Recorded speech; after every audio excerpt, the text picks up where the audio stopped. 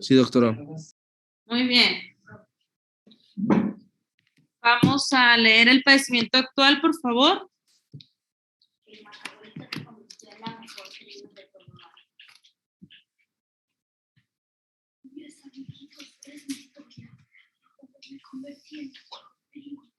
Bueno, padecimiento actual.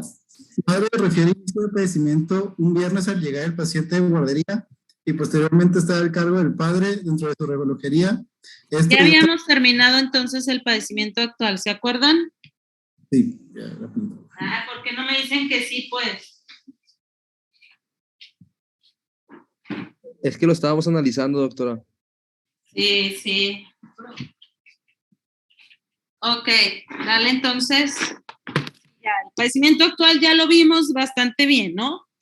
Ok, fíjense bien, ¿qué es lo que vamos a hacer a partir del padecimiento actual? ¿Sí?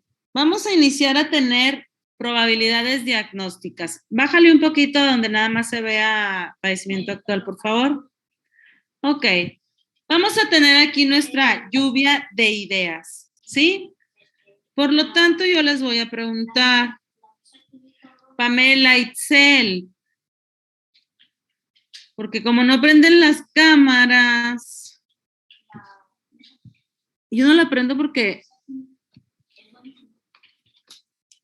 es más, la voy a prender. Dejen ver si me peiné. Creo que no me peiné. Nadie se peinó, mira, todos nos estamos peinando. Yo tampoco. La mía ni se quiere prender.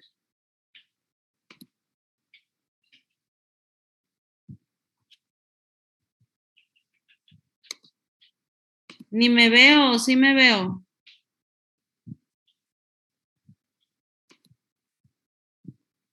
Ese es mi oso gigante de peluche.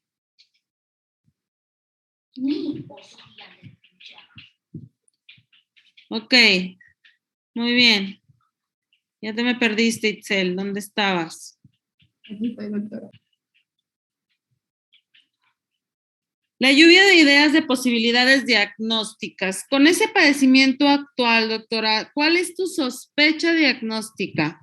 Acuérdate que es un paciente con 3 días de evolución, con notalgia intensa, con otorragia, que se convierte en otorrea, que ya tiene hasta vértigo, acúfeno, hipoacusia. ¿Cuál es tu sospecha diagnóstica? ¿Cuál es tu impresión diagnóstica con este padecimiento? Platícame. Sí, doctora. ¿Puede haber sufrido algún traumatismo o puede tener alguna acumulación también de semen, alguna infección? ¿Algún traumatismo? ¿Qué más? Pues acumulación de cerumen o alguna infección en su oído. Pues una infección, ¿no? Porque la acumulación de cerumen, pues no sería tan catastrófica, ¿no? Yo no sospecharía nada más en un tapón de cerumen, lo que se llama una otocerosis, porque, bueno, en algunas ocasiones los pacientes pueden llegar a referir que tienen otorragia y realmente es el hecho de que haya cierta salida de cerumen y muchas veces el cerumen tiene una coloración como rojiza, ¿sí? Café rojiza, sin que tenga que ser necesariamente una otorragia. Los pacientes la pueden referir así, ¿ok?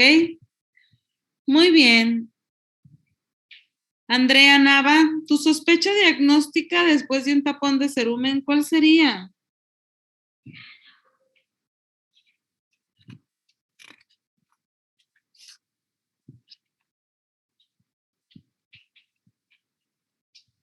¿Eh?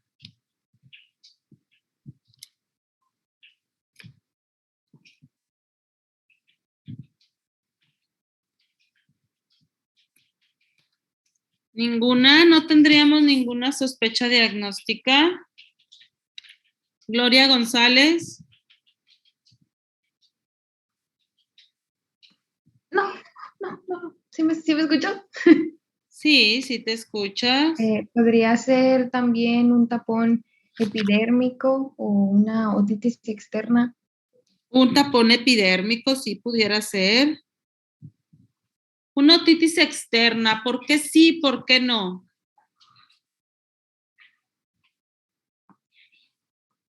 Pues está coincidiendo con alguna sintomatología, aparte que también tiene pues síntomas ya de una infección, como lo es la fiebre. Muy bien, pudiera ser, ¿verdad? Que tuviera alguna otitis externa, está teniendo hipoacusia, dolor muy intenso. Aquí a lo mejor nos faltaría el antecedente de que el paciente hubiese estado, hubiese ido a una alberca o que tenga clases de natación o haya salido de vacaciones al mar, ¿no? Que es lo más frecuente que se puede llegar a presentar una otitis externa en un niño de esa edad, ¿sí? Muy bien. Ah, Pamela Jacqueline, ¿tú qué me platicas? ¿Cuál sería tu impresión diagnóstica? Acuérdate todo lo que el paciente ya tiene.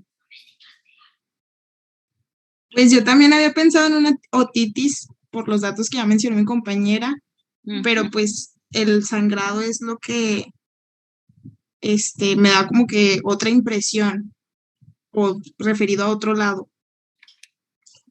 Ok, ¿cómo qué?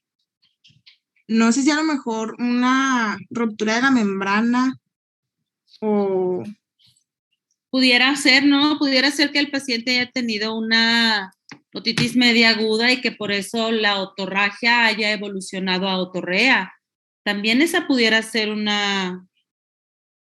La mayoría de los pacientes refieren a una totalgia muy, muy intensa, pero después de que hay una ruptura de la membrana, cuando ya un paciente con otitis media aguda, no tratada adecuadamente o mal diagnosticada, puede terminar en una ruptura de la membrana timpánica. Aquí la diferencia es que cuando ya el paciente tiene la ruptura de la membrana timpánica, el dolor disminuye, ¿sí?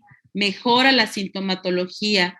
Si se fijan, son pequeños detallitos que yo les voy dando de diferenciales. Sin embargo, con ese caso clínico, pudiera ser, ¿no? Con esa historia clínica. Recordando que es un niño el que estamos viendo, todas las posibilidades diagnósticas que ustedes están dando serían las más asertivas, ¿sí? ¿Por qué? Bueno, no podríamos pensar en algo un poquito más severo, como una otitis externa maligna, porque es más frecuente en adultos mayores, diabéticos, inmunosuprimidos, ¿sí? Entonces, muy bien. ¿Qué otra posibilidad diagnóstica pudiéramos llegar a tener? Doctora, ¿no podría ser también una otitis interna por cuestión de que ya refiere vértigo el niño? Una laberintitis. Una laberintitis pudiera ser, y una laberintitis pudiera estar asociada a una otitis media aguda que ya haya tenido estas características de la ruptura de la membrana timpánica y que esté ya todo el oído inflamado. Eso pudiera ser también causante del acúfeno, de la hipoacusia, hasta del vértigo, ¿no? De igual manera, una otitis media aguda, es más, un tapón de cerumen impactado también nos puede llegar a ocasionar hipoacusia, nos puede llegar a ocasionar vértigo y nos puede llegar a ocasionar la muerte. Ay, no, Santi. Nos puede llegar a ocasionar sordera y vértigo. Incluso los pacientes adultos, cuando llegan ahí con nosotros de otorrino, tienen tapones de cerumen que están muy impactados, refieren dolor intenso, refieren en ocasiones vértigo, acúfenos y obviamente hipoacusia. Pues prácticamente lo mismo, ¿verdad? Sin embargo, el mareo sería muchísimo más evidente, ¿sí? Y pudiera ir acompañado de una laberintitis también de una cefalea intensa, dolor de cabeza, ¿ok? Que estuviese afectando a la roca del temporal. ¿Sale? Doctora, ¿y un cuerpo extraño que se haya metido el niño? Un cuerpo extraño. Para que un cuerpo extraño te llegue a dar esa sintomatología, tendría que tener muchísimo tiempo en ese oído, ¿sí?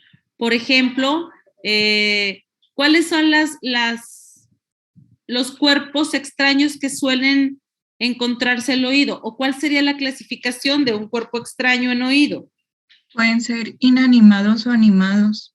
Animados o inanimados. ¿Y cuál sería el que yo a lo mejor podría sospechar que me fuese a dar un cuadro tan intenso? Un animado. Un animado orgánico. La clasificación se realiza primero orgánicos e inorgánicos, ¿ok? Los orgánicos pues son obviamente semillas, animalitos, etcétera. Y los inorgánicos pueden llegar a ser, ¿qué? Bolitas, esponjas. Los niños ahora en las guarderías les dan mucho el foamy y suelen meterse el foamy adentro de los oídos y de la nariz. He sacado muchos foamies yo.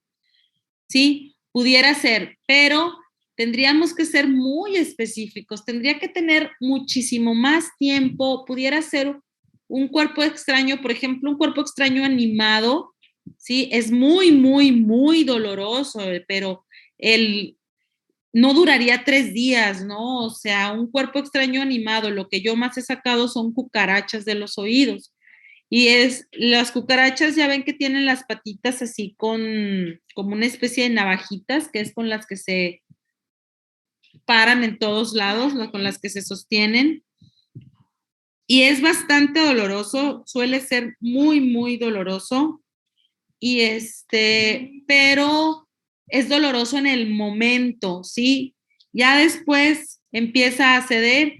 Si llega a romper la membrana timpánica, igual es muy, muy doloroso, pero no se va a esperar 3 días. O sea, el niño estaría como loco, desesperado. Entonces, en cuanto entra el cuerpo extraño animado al oído, no podría esperarse 3 días, ¿ok?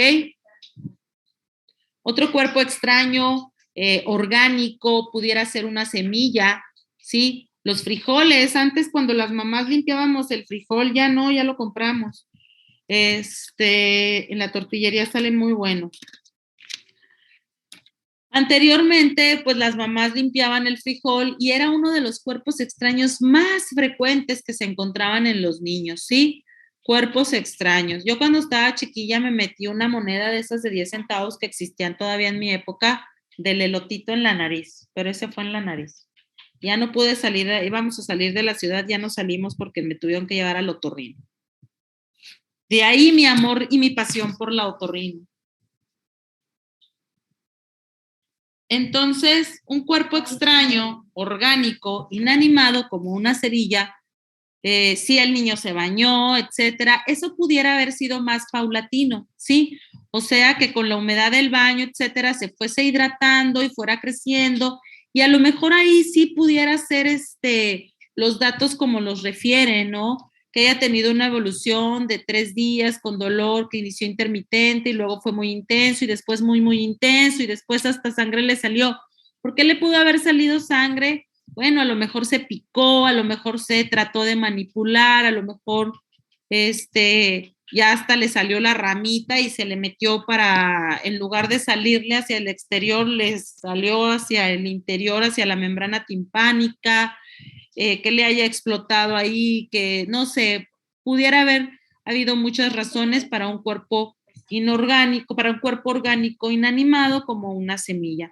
Hace poquito yo le saqué me ayudaron algunos de sus compañeros del semestre pasado, unas niñas, una semilla de papaya, una semilla de papaya de un oído, que cada vez que se lo intentaban retirar, resulta que la semilla ya tenía mucho, mucho, mucho tiempo ahí, de tal manera que se la metió hidratada el niño, ¿están de acuerdo? Que está cubierta de una capsulita, así como aguadita.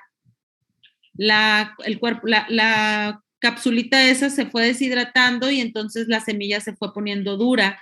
Y si ustedes han visto detenidamente la semilla de una papaya, tiene como piquitos, es como si fuera una piñita de las de Navidad, así, de las de los pinos, y tiene muchos piquitos. Entonces le intentaron sacar el cuerpo extraño y le dolía mucho porque con los piquitos le lastimaban a la criatura, ¿ok?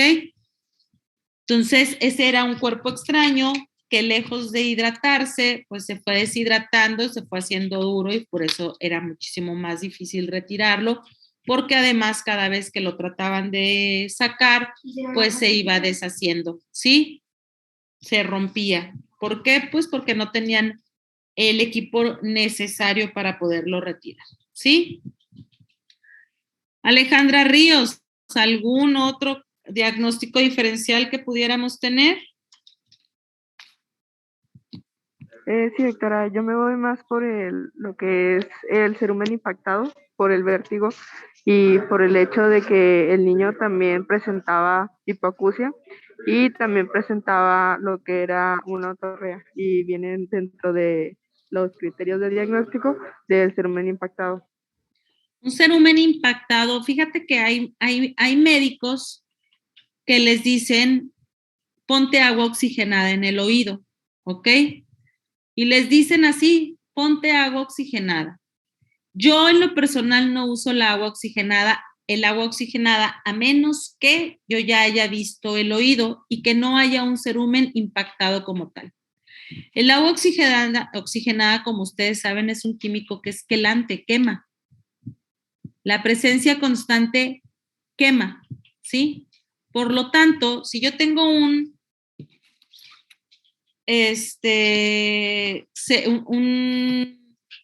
tapón de cerumen, con la pura gotita que le echen o el chorrito, pues lo que tiende a hacer es que empieza a burbujear, lo han visto, ¿no? Empieza a hacer una reacción y puede llegar a deshacer una parte, pero si el cerumen está impactado, no lo deshace. Y lejos de eso, ¿qué es lo que sucede? Puede haber daño en la membrana, puede haber daño en estructuras aledañas. El tapón de cerumen se impregna del agua oxigenada, ¿sí? Y entonces el agua oxigenada se queda más tiempo y empieza a dañar la piel del conducto, empieza a quemar, empieza a causar una reacción inflamatoria y por lo tanto puede llegar a haber otorrea, puede llegar a haber datos de infección. ¿Por qué? Porque esa es una quemadura química la que se está ocasionando, ¿sí? Y eso pues obviamente puede llegar a generar toda la sintomatología. Incluso me ha tocado ver a mí conductos tan lastimados, tan quemados por el agua oxigenada que sí llegan a tener incluso otorragias. ¿Ok? Muy bien. Vamos a ver la exploración física, ¿ok?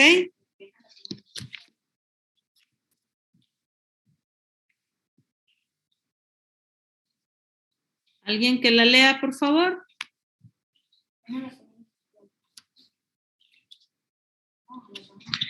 Exploración física.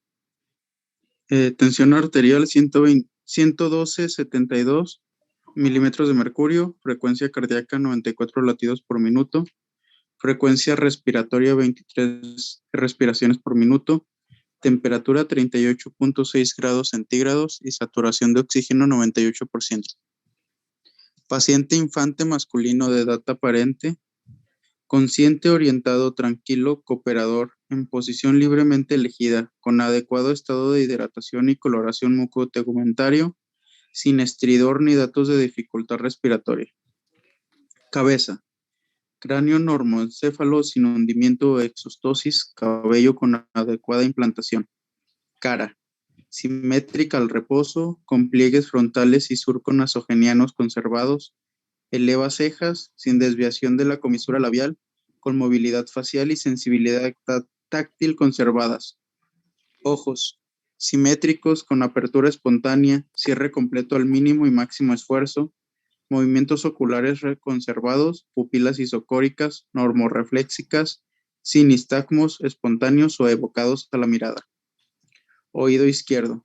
Pabellón auricular normoinserto, sin deformidades, conducto auditivo externo permeable, membrana timpánica íntegra, cono luminoso presente, estructuras de referencia anatómica conservadas.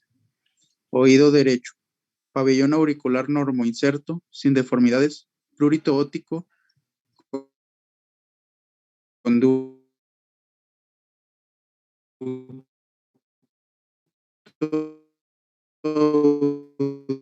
auditivo externo impermeable, aparentemente obstruido por lo que se que nos implica, ¿verdad?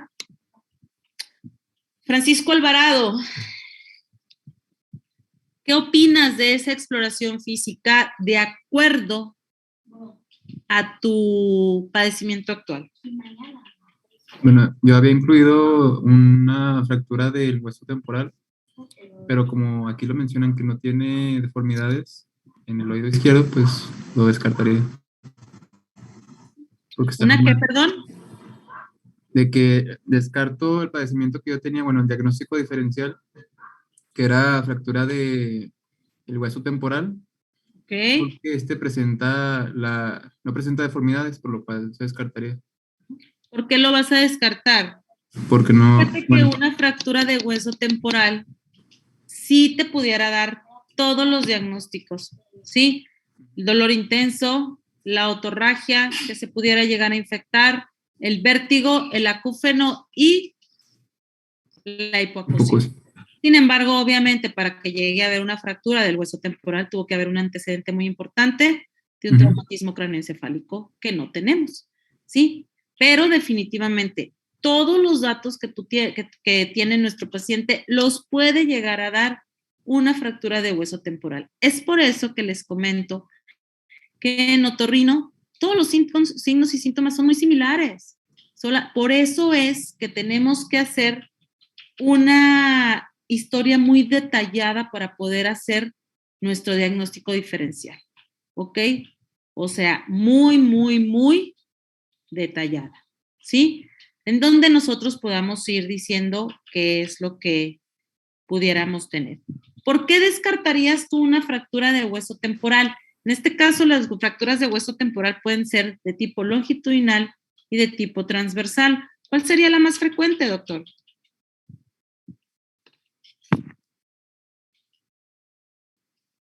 La transversal. ¿Seguro?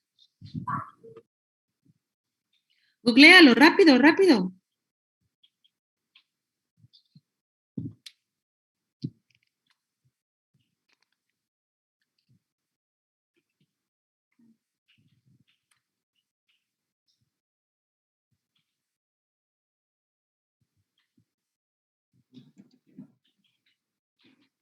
Dice que la longitudinal, doctora.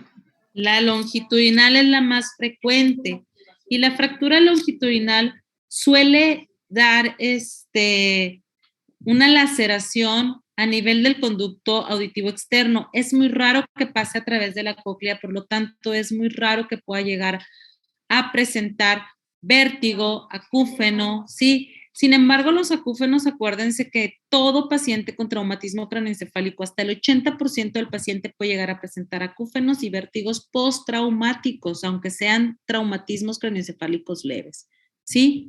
Entonces, es muy importante que podamos saber eso. La otra es que la otra diferencia es que la fractura transversal frecuentemente llega a lesionar el nervio facial y llegamos a tener una parálisis del nervio facial, ¿sí? Entonces, la mayoría de las veces eso es lo que nos distingue. Gracias a Dios la longitudinal es la más frecuente y es la más noble, es la que normalmente es más conservadora. Y el paciente suele llegar a presentar otorragia, es lo más importante, y no se mueren como dicen en las novelas, ¿no? Ya ves que en las novelas dicen, no, ya le salió sangre por el oído, ya se murió. Pero no. ¿Ok? Muy bien. Entonces, obviamente que si aquí vemos que está obstruido, pues pudiera llegar a ser una fractura. Cuando yo veo una fractura, veo lleno de sangre.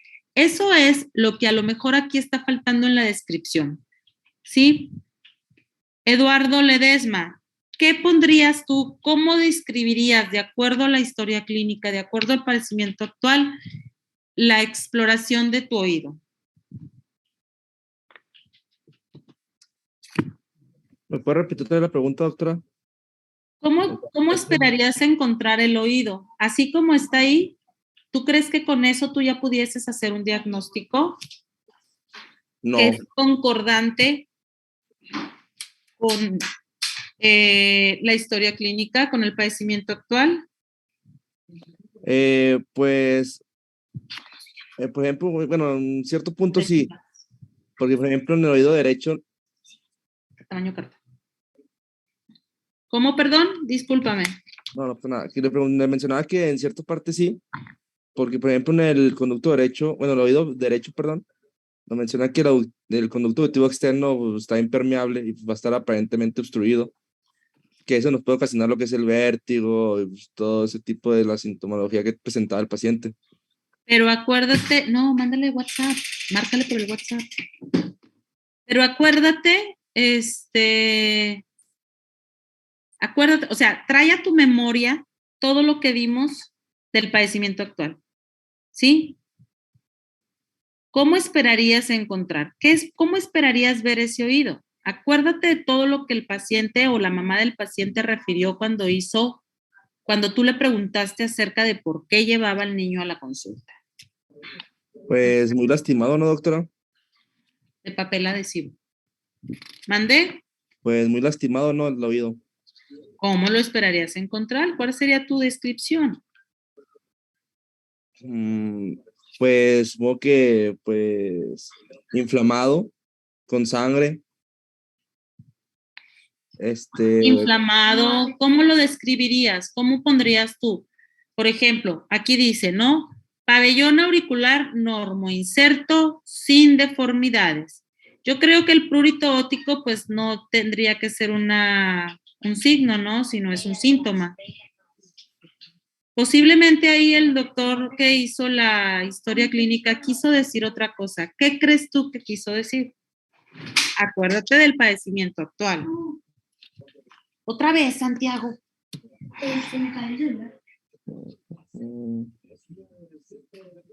Acuérdate, piénsalo.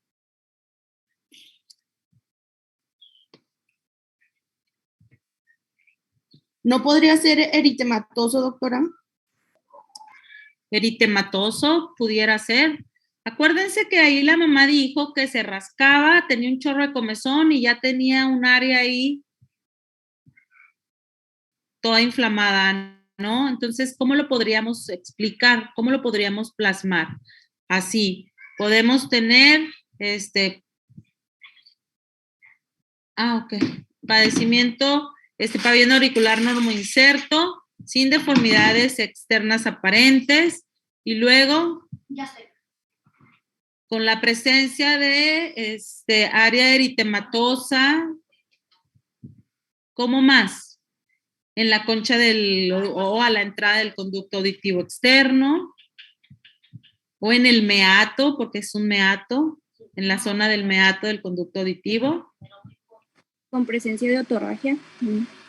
Tendríamos que describir, porque ahí ya nos dijeron que tuvo otorragia y que tuvo otorrea, ¿no? Entonces tendríamos que describir si tiene restos hemáticos o si tiene presencia de otorrea, ¿sí?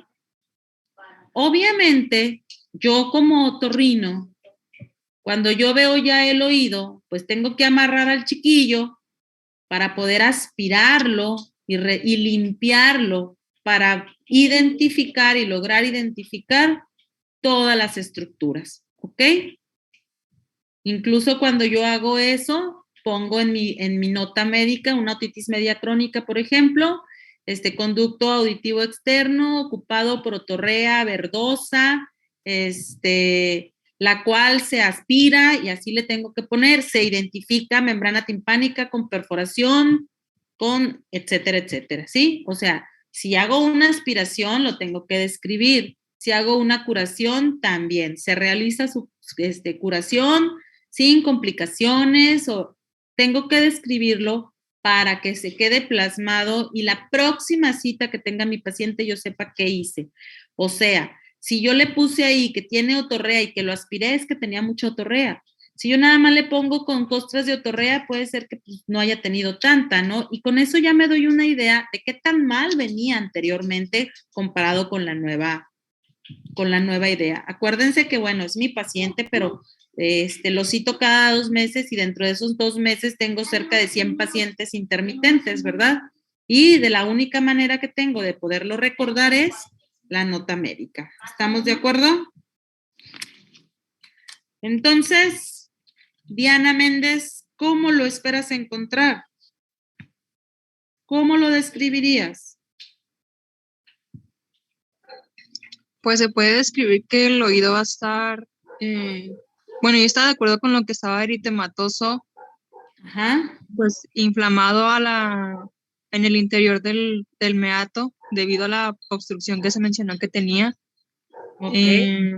También con posibles escamaciones, bueno, alguna irritación. ¿Tú cómo determinas que sea inflamado? Fíjate que nosotros podemos llegar a describir a la hora de la exploración física si logramos identificar tejido inflamatorio, ¿no? Sí, la mayoría de las veces podemos decir que está el conducto con aumento de volumen o estenosado a expensas de edema, ¿sí? Que pudiera llegar a ser, ¿ok? Doctora, ¿y podría ser una dermatitis?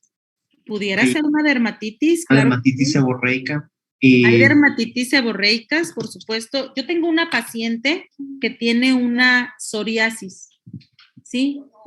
Y ella, la operé del oído 3 veces hasta que decidí ya no operarla más.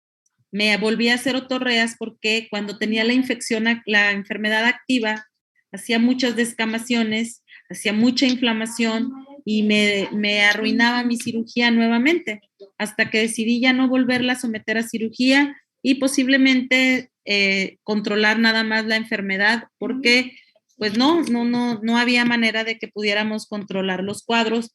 Posteriormente, con los cuidados, ya ahorita nada más la tengo y la mantengo en vigilancia, no le he vuelto a hacer nada, porque ya la operé 2 veces y ha sido, se estenosa completamente el conducto y tiene otorreas recurrentes cuando tiene la enfermedad activa, ¿sí? ¿Pudiera arriesgarme a volverla a operar? Sí, pudiera arriesgarme a volverla a operar.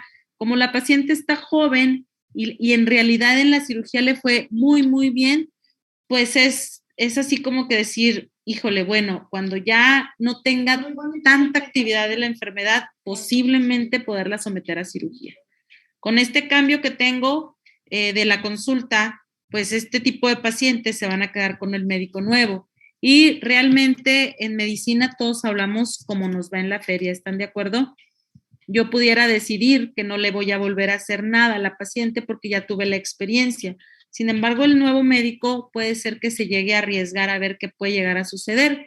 Incluso hoy en día podemos hacer la cirugía, poner un tutor y a lo mejor hasta infiltrar un acetato de metilprednisolona, lo que es un esteroide de depósito, para evitar que haya una reestenosis. Se puede volver a manejar de esa manera, ¿sí? Ella, pues obviamente yo apenas estoy recuperando todos mis pacientes nuevamente después de la pandemia, que fueron 2 años en los que no estuvimos trabajando prácticamente, o que de aquí a que volvieron a mandar a los pacientes, entonces pues ya sería una nueva opción. Sin embargo, la acabo de ver hace poco y desgraciadamente sigue con la enfermedad muy activa, ¿ok?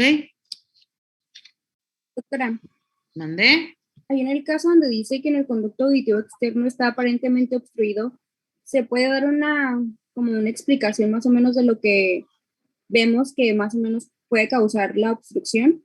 Así es, así es.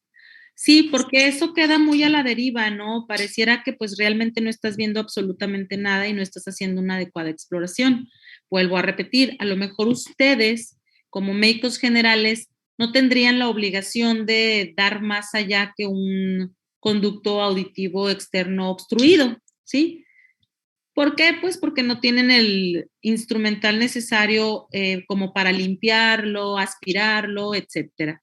Pero sí pudiesen describir, por ejemplo, te digo, objeto, si es una semilla con apariencia de semilla, con apariencia de un frijol, y así le pones con aparente cuerpo extraño y entre comillas o entre paréntesis le pones lo que parece ser, ¿sí? ¿Por qué? Porque no lo podemos determinar. Por ejemplo, a mí en una ocasión me llegó un pacientito con un cuerpo extraño que estaba impactado y se veía como si fuese una cuentita de esas de las pulseritas, ¿no? A la hora de retirarlo, ¿qué creen que era? ¿Alguien ha comido los pelorricos que vienen así como en bolitas? ¿Sí los han visto? Sí. Era una cosa de esas. Entonces, sí están ricos, la verdad. Al momento de tratar de retirarlo, pues se deshacía, se rompía un poquito, no lo podíamos encajar y al mismo tiempo estaba durito. Si se fijan, hay unos que son una bolita y hay otros que parecen como un chipotito, ¿no? Es como está muy en el interior y por eso cuando lo quería agarrar se empezaba a deshacer. Se empezaba Era como a goma. deshacer. Así es, porque estaba reblandecidillo. Entonces, no era tan fácil retirarlo, ¿ok? Fue difícil porque ese tipo de cuerpos extraños, igual que los frijoles que se van deshaciendo, tú los tratas de agarrar, si ya están muy húmedos, se te van rompiendo. Entonces, la verdad es que es un sufrimiento para los niños porque no lo puedes quitar de una sola vez, ¿ok? Muy bien. Terminamos, por favor, con la exploración física. Aquí en este caso, fíjense bien, para poder explorar nosotros la audición del paciente, ¿qué tendríamos que hacer? Utilizar un diazapo. ¿Mandé? Un Ringer Weber. Utilizar diapasones, ¿no? Utilizar diapasones, lo que es la acumetría. Esa es parte de la exploración física. Es como una prueba, así como donde usamos un objeto, así como el martillito para los reflejos, etcétera, es algo que nosotros podemos describir como una exploración física, ¿sí? Y en este caso sí se pudiera realizar. Es un niño que le duele mucho y realmente sería muy poco, tendría muy poca credibilidad el estudio. Sin embargo, pues hay niños que sí son bastante cooperadores y que te lo pueden decir, ¿no? Donde escuchan más, donde escuchan menos, si escuchan, si no escuchan, ¿sí? Y en este apartado, después de la exploración de los oídos, ahí es donde nosotros podríamos describir la acumetría. Si yo le hiciera una acumetría a este niño y este niño fuera cooperador, ¿cómo la esperaríamos encontrar?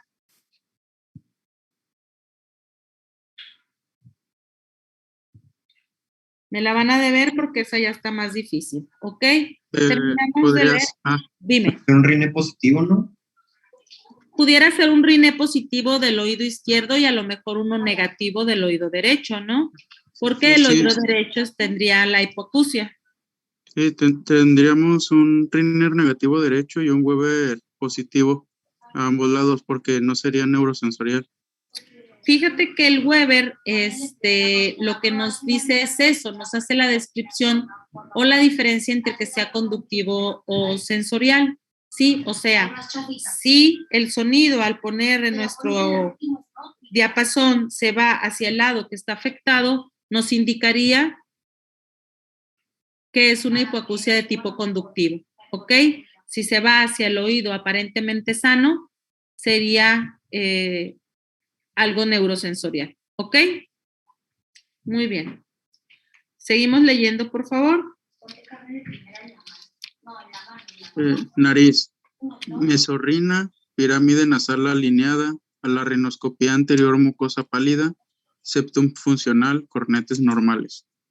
Cavidad oral, coloración bucal normal, adecuada apertura oral, piezas dentales completas, en buen estado de higiene, carrillos libres, lengua móvil en sus 2/3 distales, piso de la boca sin abombamientos, paladar óseo íntegro y simétrico. Orofaringe, paladar blando íntegro y simétrico, úvula central inmóvil, amígdalas intravélicas, sin reacción periamigdalina, pared posterior de faringe granulosa, sin descarga retronasal. Cuello, cilíndrico, simétrico, tráquea central inmóvil, sin masas o megalias palpables, pulsos carotídeos sincrónicos. Muy bien, aquí nada más los cornetes normales, ¿cómo los describiríamos mejor?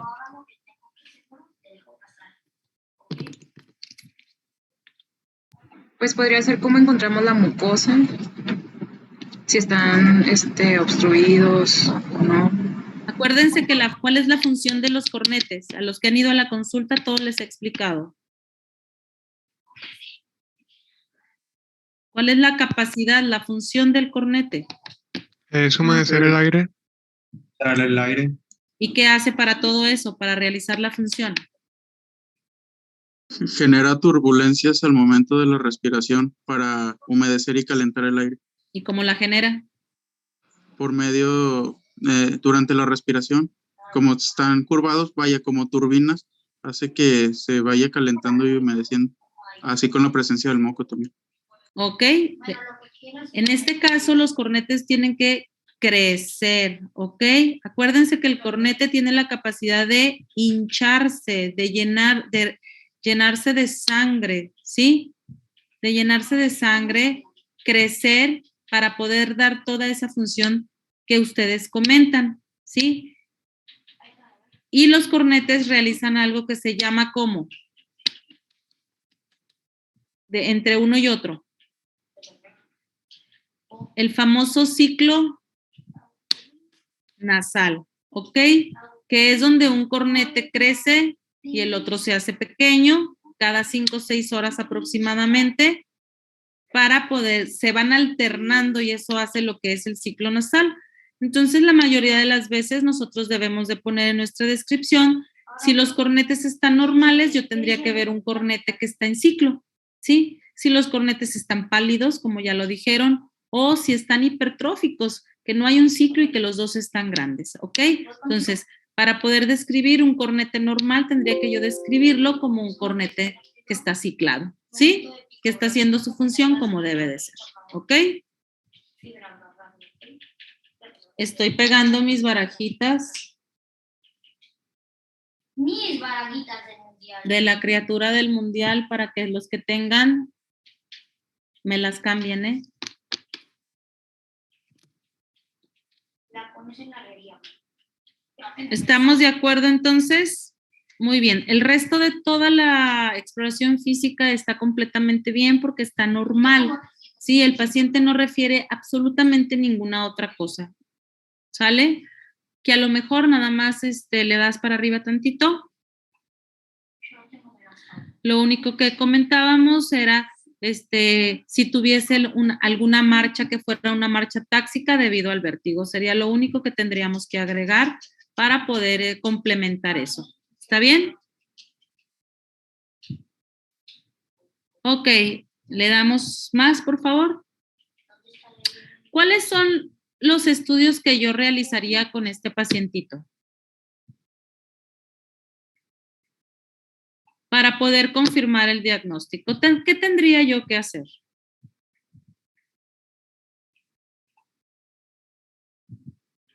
Un cultivo de otorrea.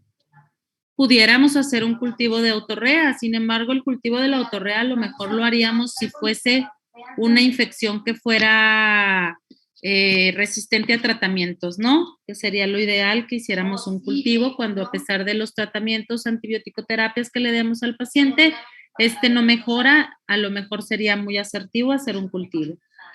¿Algún otro estudio que tendríamos que hacer?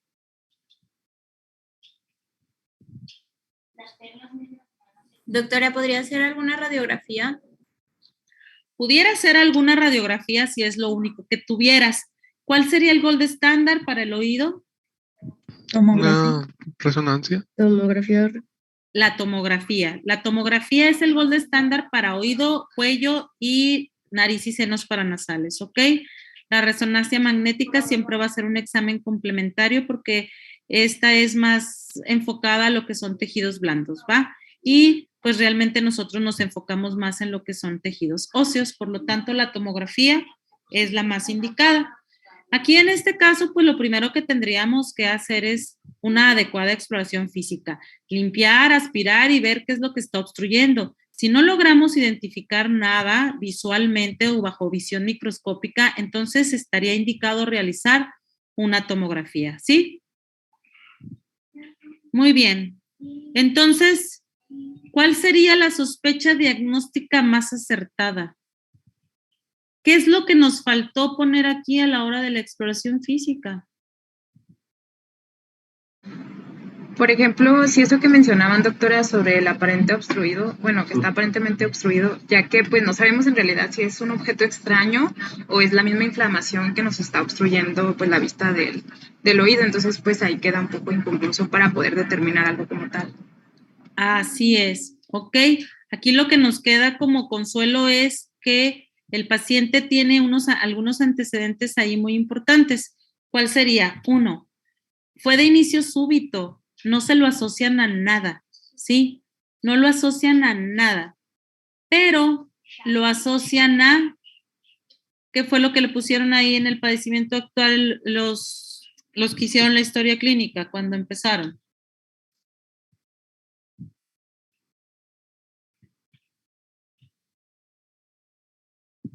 ¿No se acuerdan, cabezones?